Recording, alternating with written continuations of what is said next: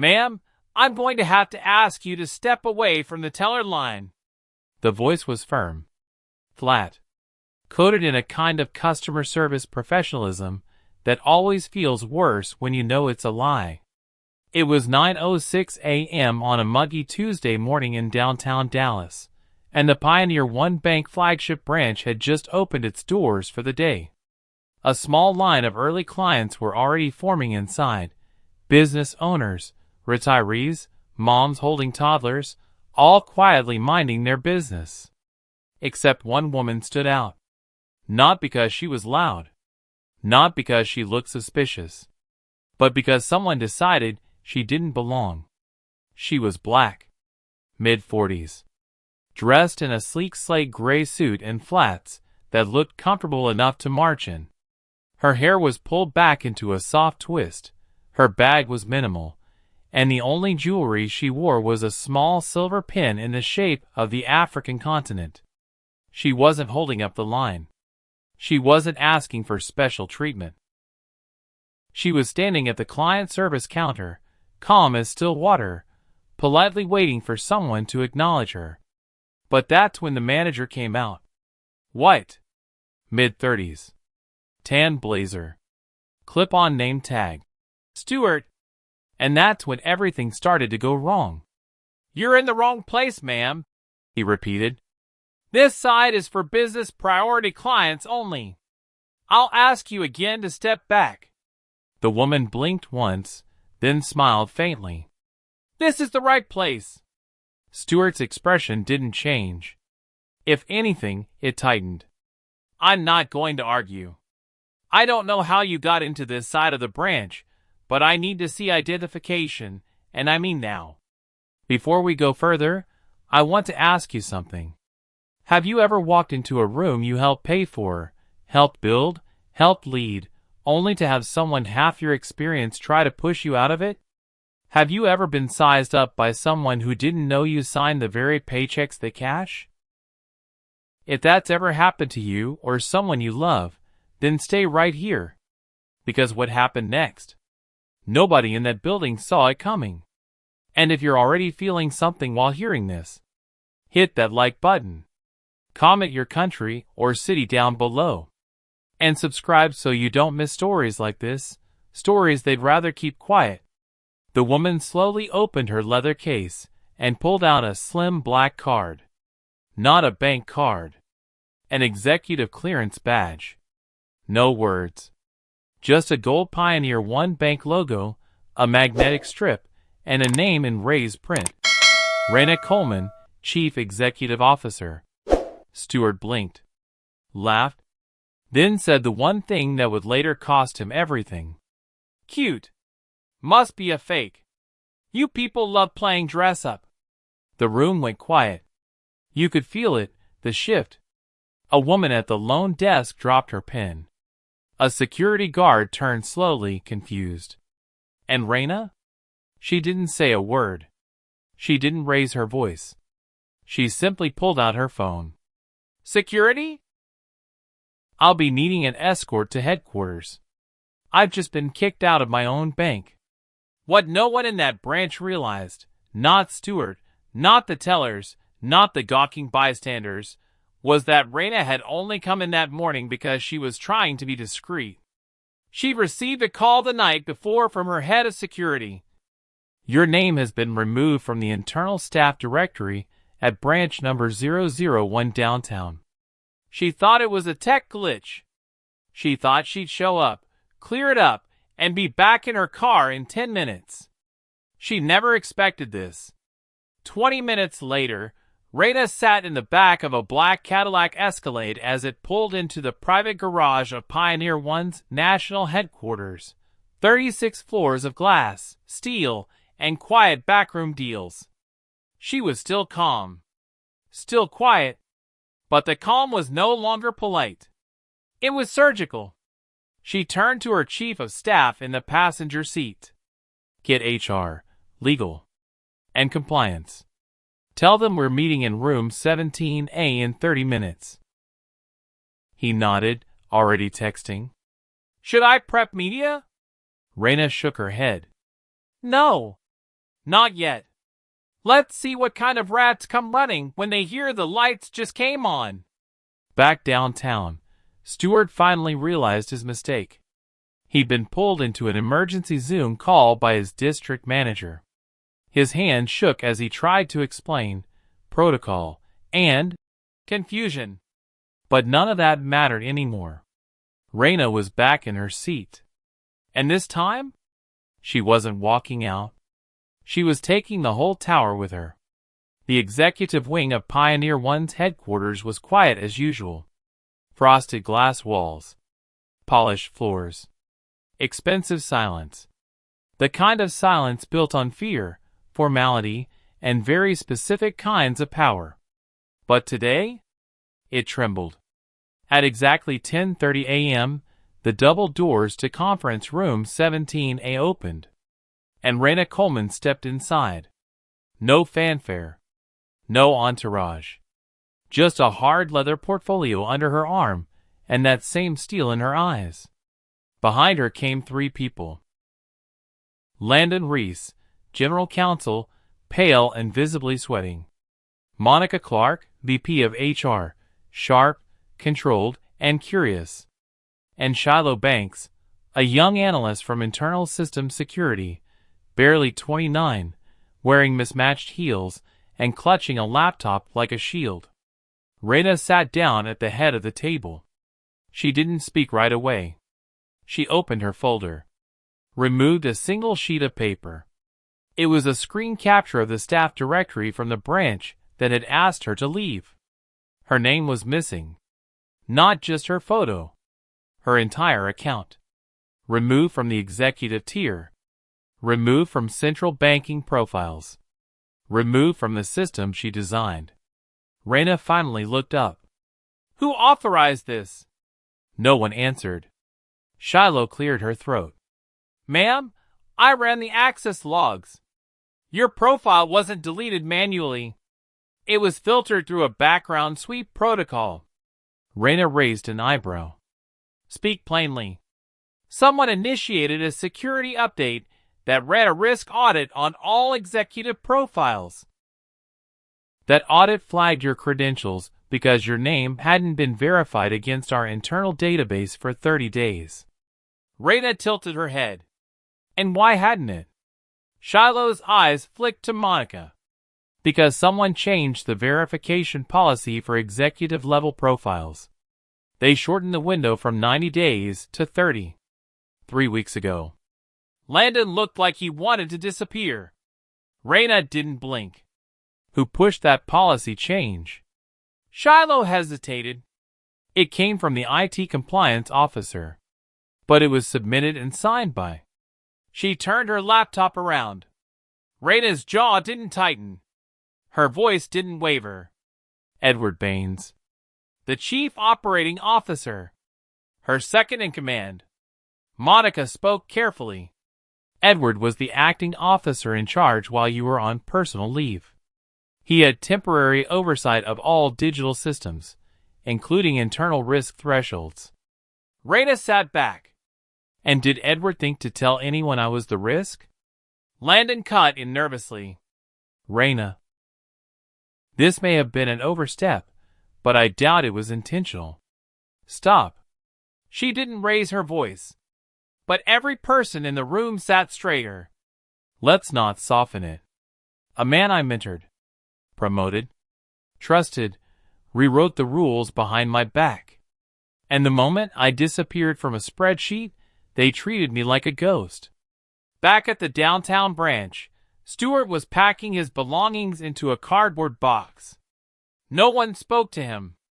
No apology had come from corporate. Just a digital badge deactivation and a single line from HR. You may direct future inquiries to our legal office. He still didn't understand how everything had unraveled so fast. But back at HQ, Raina understood perfectly. In conference room 17A, she stood. I'm initiating a full executive audit. Effective immediately. Every access change. Every backdated policy shift. Every email with my name in it. Pull it all. Monica looked stunned. Reyna, that's going to trigger alerts across the entire C-suite. Good. Let them panic. At that moment, across the city, Edward Bain stepped into a restaurant for what was supposed to be a quiet donor lunch with two potential board appointees. His phone buzzed. One message from Monica. Reyna knows. She's inside. He stood up. But it was already too late. Back at HQ, Reyna turned to Shiloh. You're with me now. Keep digging. Shiloh blinked. Me? You're the only one who didn't flinch in that room. I need someone who knows how to listen when systems start lying. Shiloh nodded slowly, clutching her laptop tighter. Reyna walked into her private corner office for the first time in 6 weeks. Nothing had changed. The same crystal award on the shelf. The same abstract painting on the wall.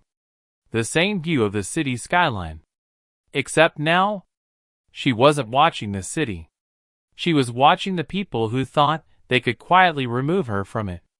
Let's see how brave they are when the lights stay on. Reyna didn't believe in panic. She believed in patterns. And over the last 48 hours, those patterns had become crystal clear. They didn't just remove her name from the system. They didn't just restrict her access at one branch. They'd been slowly, quietly writing her out. Now she had the receipts. Shiloh Banks, the young IT analyst she'd promoted on the spot, had spent the last 18 hours crawling through administrator logs. And what she found could have brought down an entire boardroom. A folder of communications labeled Leadership Realignment, Q2 Strategy. And inside, memos drafted under Edward Bain's name. Talking points for replacing current executive leadership with more investor-palatable figures. A short list of names, all male, all white, all external candidates, being floated for her role. None of this had gone to the full board. None of it had been approved through legal. It was a shadow committee, operating through private servers, using language like soft transition and brand modernization. And worst of all, some of the files were dated from before her medical leave even began. Reyna sat in her office, staring at a single email. Subject line: Contingency plans if Coleman becomes reputational risk. Sent 6 weeks ago. She read it 3 times, then slowly reached for her phone. Amari? I'm going public.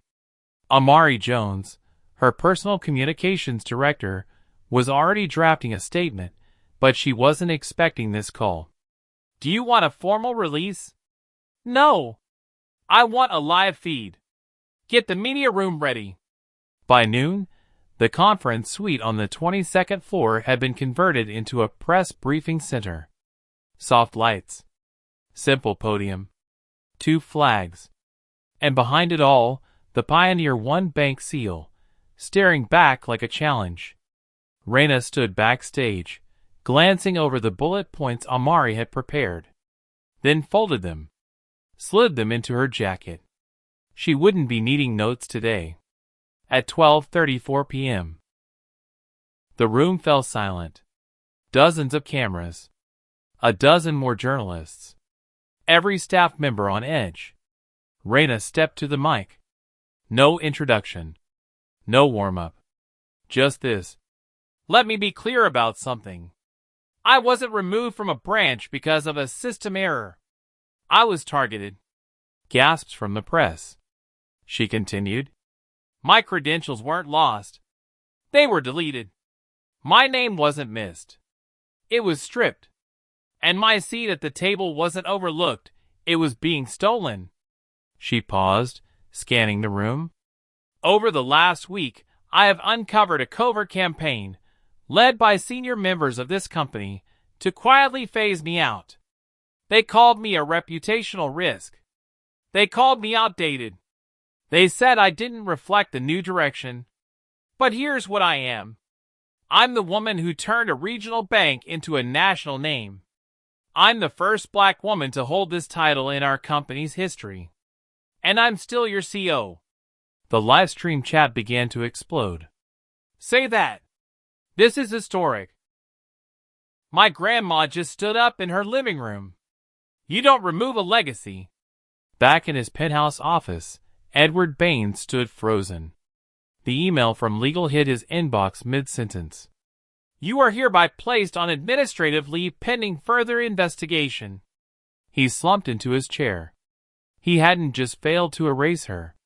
He'd handed her the spotlight. Raina closed with this. Let this serve as notice. To every executive who thinks silence protects them, it won't. To every woman told to sit still, don't. And to every person who thinks power looks a certain way, take a good look. She stepped down from the podium. No applause. Just stunned silence. Then slowly, one hand clapped. Then two. Then the room rose. By nightfall, the headline read, CEO returns from leave, exposes board coup attempt live on air. And in smaller text underneath, Coleman's comeback sends shockwave through financial sector. Raina poured herself a glass of still water and stood by the window of her office, watching the lights come on across the city. She didn't smile.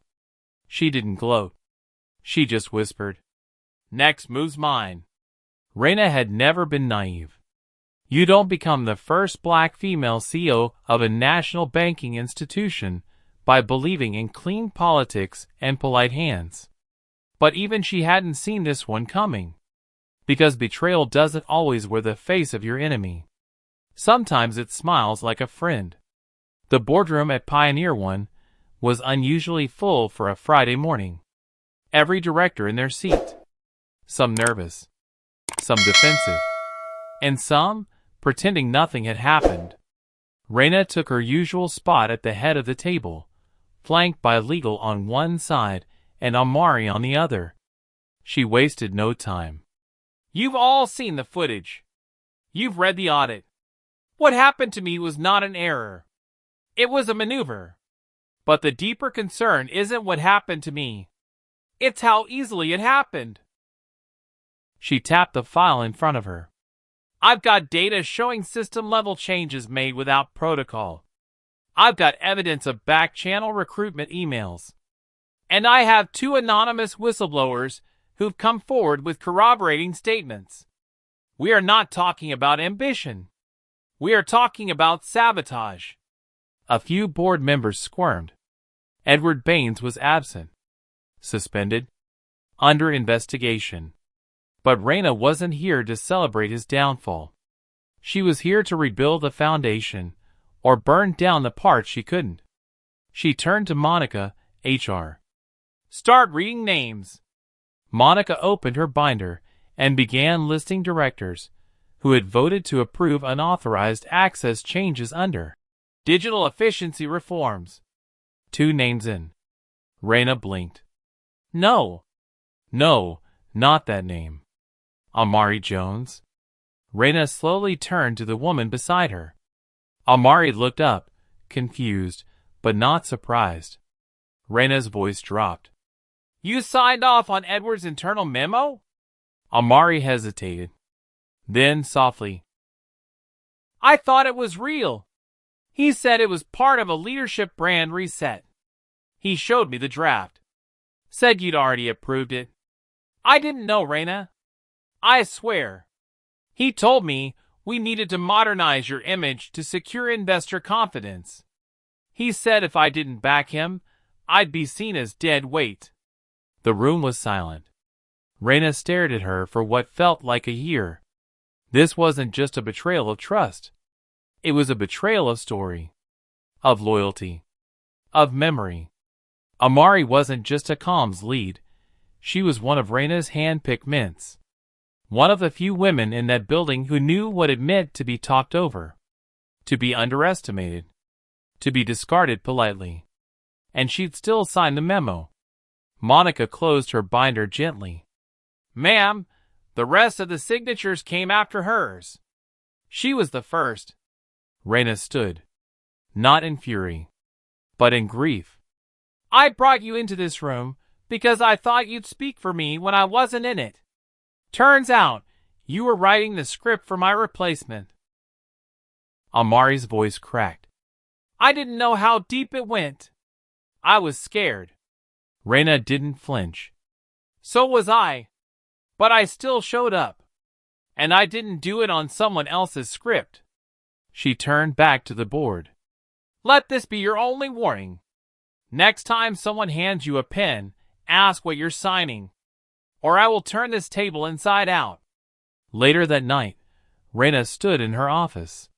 She hadn't fired Amari. Not yet. But the room between them had grown colder. More distant. Amari had been moved to remote status. Pending further review, HR had said. Reyna didn't respond. She simply stood at the window, staring out at the city lights below, and whispered, I'll never let fear be the language of this place again. What no one else knew, not yet, was that Reyna had already begun drafting a new initiative. Something unprecedented. Not just to fix the cracks, but to change the foundation entirely. Because when someone tries to erase you from your own system, there's only one way to respond. Take over the entire system. By Monday morning, the headline was already circulating. Pioneer One CO to address shareholders with historic policy shift. Nobody knew what Reyna Coleman was about to say. But everybody knew it wouldn't be business as usual. At 8:45 a.m., the Pioneer One headquarters was buzzing. The 36th floor shareholder suite had been turned into a press arena. Investors flew in from Chicago, San Francisco, even London. Reporters packed the corners of the room like birds waiting for thunder. And when Reyna entered, you could feel it, the silence of anticipation. She wore black, hair pinned back. No jewelry. No papers.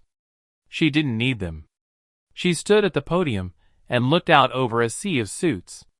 Then she began. 3 weeks ago, I was erased from my own system. They told me it was a technical issue. They told me it was unintentional. But we all know better. I was erased because I was inconvenient. Because I didn't look like leadership in the minds of those who still define it through one lens. But instead of shrinking, I listened. Instead of lashing out, I investigated. And what I found wasn't just my erasure, it was yours. She paused, then clicked a remote. The screen behind her lit up with a bar graph. In the past 5 years, only 2.6% of executive banking board seats nationwide have gone to black women.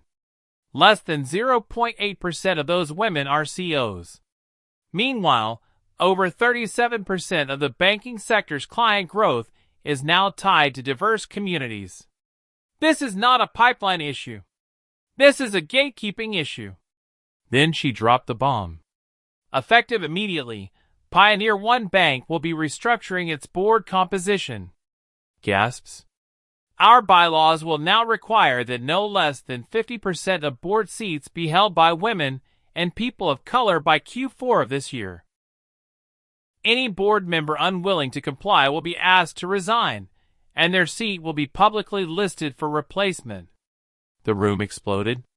Half the reporters surged forward. One white-haired investor stood and shouted, You're politicizing finance. This is reckless. Reyna didn't flinch. No, sir. I'm correcting history. Because I refuse to run a company where people who look like me only appear in stock photos, not on shareholder calls. That same day, 8 board members submitted their resignations. For tried to negotiate extensions. Reyna Deckel. She kicks the damn door off the hinges. And Reyna? She wasn't celebrating. She was focused. Because while the headlines roared, the next fight was already brewing. There were whispers, threats of lawsuits, backdoor moves by old guard investors.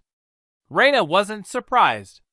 Power doesn't leave quietly, she told Shiloh. But neither did we. That night, she received a handwritten letter on thick stationery. Return address unknown. Inside, just one line. Thank you. My daughter works at your East Harlem branch. She stood taller today. Raina folded the note, set it beside her father's war medal on her desk, then whispered, "We rise, one name at a time." By the following Monday, Raina was back in the headlines. But this time, not for her reforms. This time, it was war. A coalition of former investors, led by a hedge group known for quietly pulling strings in legacy finance, filed a federal suit against her and Pioneer One Bank. The charge? Breach of fiduciary duty and governance overreach. Translation? She made too many changes too fast and too black. It wasn't just a legal move. It was a message. A shot across the bow to remind her. We let you sit here. We can still take it away. But Raina? She wasn't moved. Because what they didn't know was that she'd been building this moment long before the branch humiliation. Every email, every hire, every policy, backed by law, filed by compliance, cross-checked by the best legal mind she'd ever met, her mother, a retired judge who once ruled in a civil rights case that made it all the way to the state Supreme Court. The boardroom had gone quiet the morning the lawsuit hit the wire. One of the remaining directors whispered, "Should we offer a compromise? Settle?" Raina stood up so fast the room straightened with her. We don't settle with the system we came to change. We confront it. Publicly. By Wednesday, she was sitting in a federal courtroom. Not as a defendant. As a disruptor. Wearing navy. No makeup. No jewelry, but a wedding band that hadn't left her finger in 18 years. Across the aisle sat 5 lawyers in matching suits, all white, all smug, all looking like they'd already written the press release. They didn't expect her to speak. But she did. When the judge asked for a statement, Raina rose slowly and looked the courtroom dead in the eye. This lawsuit isn't about governance. It's about control. It's about whether leadership belongs only to those who look a certain way, or if it belongs to those who've earned it. My board reforms were approved in accordance with our charter. My audits followed compliance law. And my hires were based on merit, not mirrors. But this case isn't just about legality. It's about legacy. It's about every little girl who's been told she doesn't belong in a room where money is discussed. It's about every black professional told to wait their turn. And it's about what happens when one of us stops waiting and starts leading. The room fell silent. One of the opposing lawyers stood, clearly flustered. Objection, Your Honor. She's turning this into a... The judge raised a hand. She's responding to your accusation. Let her speak. The courtroom gallery, mostly reporters and staffers, didn't make a sound. But the moment was seismic. It hit social media in under an hour. Clips of Raina's courtroom statement went viral by nightfall. We don't settle with the system we came to change. This is what leadership looks like under pressure. She didn't blink. She broke them. Back at headquarters, Shiloh walked into Raina's office late that evening. Ma'am, our PR team is begging to know if you want to do interviews. Raina just smiled faintly. Tell them I'll speak when the verdict drops. Until then, let the truth speak for itself. 3 days later, the judge ruled. Case dismissed. No wrongdoing. Full authority returned to the Pioneer One executive office. But the most important sentence? The court finds that Raina Coleman acted in alignment with corporate bylaws, ethics, and the company's evolving cultural mission. Raina didn't gloat. She didn't even issue a statement. She just walked quietly back into her office, took off her heels, and looked out the window at the setting sun. Then she said, to no one in particular, They sued the wrong woman. That night, she received a voicemail from an unknown number. It was short. An older man's voice, gruff with emotion. I watched you today. My daughter's been stuck in middle management for 6 years. She saw your clip and said, maybe now they'll hear me. I just wanted to say, thank you. Raina put the phone down, stared out into the night, and whispered, let them hear her. And 1,000 more. It had been 41 days since the bank tried to erase her. Now, Raina Coleman stood in front of a different kind of audience. Not shareholders, not board members, not even employees, but people, real people, men in work boots, women with kids on their hips, retirees in worn cardigans holding paper coffee cups. They had gathered outside the newly opened Pioneer Equity Center, the first banking resource hub in the state created specifically to serve underserved communities, and named, simply, the Coleman Suite. It wasn't for luxury. It was for legacy. And today, Raina had one final speech to give. The sun was beginning to fall behind the Dallas skyline. A gentle breeze moved through the folding chairs. Raina stepped up to the mic. No notes. Just her truth. 6 weeks ago, I walked into a bank and was told I didn't belong there. They looked at my skin, my clothes, my presence, and decided I must be in the wrong place. But the truth is, I was exactly where I was meant to be. She looked out at the crowd, some standing, some seated, some holding back tears. They thought they could shut me out quietly. Rewrite the systems I built. Remove my name from the doors I paid to hang. But let me tell you something. You don't fire the foundation. She paused, then continued.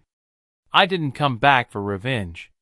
I came back to rewrite what leadership means. Not just suits. Not just speeches. Not just power behind closed doors. Leadership is the mother who raised 3 kids while working a night shift and never missed a bill. Leadership is the veteran who was denied a loan but still helped his neighbor keep their home. Leadership is you. In the back, an older man stood. Gray suit. Slow hands. Quiet dignity. He raised a small sign that said, Thank you for seeing us. Raina saw it, nodded, then leaned in. I want to speak directly to those watching from home. On your couch. In your car. On your break at work. Maybe from a hospital bed. Have you ever walked into a room and been asked to prove who you are, not because of your qualifications, but because of what you look like? Have you ever been asked to wait while someone less qualified was waved through? If you have, I want you to hear me clearly now. You are not a mistake. You are not a threat. You are not invisible. They saw a black woman and assumed I didn't belong. They didn't know I owned the building. She smiled. Just a little. Let it land. This center we're opening today, it's not just a symbol. It's a declaration. That wealth belongs in every neighborhood. That banking should serve people, not intimidate them. And that no one should ever be told to wait their turn when they've already earned their seat. She stepped back from the mic, then returned for one last thought. And to those who think the old system is coming back, let me save you the trouble. We're not rebuilding it. We're replacing it. The crowd rose, clapping, cheering, a few people weeping quietly. Raina walked off stage, into the building that now bore her name, and passed by the mural in the lobby. A large, steel-edged quote from her father. Leave a door open behind you, but never forget who closed it on you first. That night, she sat alone in her office, watching the city lights flicker on one by one. Her phone buzzed. A message from her former assistant, now promoted to VP. A young black girl came in today. She said, I want to start a business, and I know where to go now. Raina smiled. whispered. That's why we did it.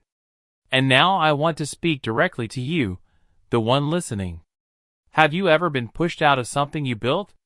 Ever been told, this isn't your place, when deep down you knew it was? Then let this story be your reminder. You don't need permission to lead. You don't need to fit their picture to write your own. You just need the courage to stay when they tell you to leave, and the strength to build when they try to bury you. So if this story moved you, share it. If it reminded you of someone, send it to them. And if you've ever felt invisible, know this. You were never invisible. They just didn't look hard enough. And now, they'll never miss you again.